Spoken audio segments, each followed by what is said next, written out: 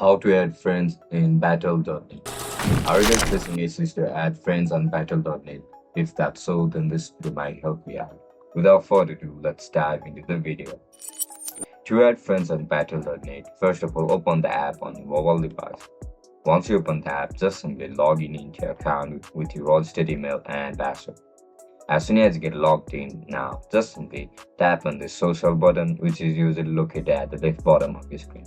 Once you click on social, look at the top of your screen where you can see the source icon. Just simply tap on source icon. After you click on source icon, tap on add friends. After clicking add friends, you can see two options: add by friend and add by code.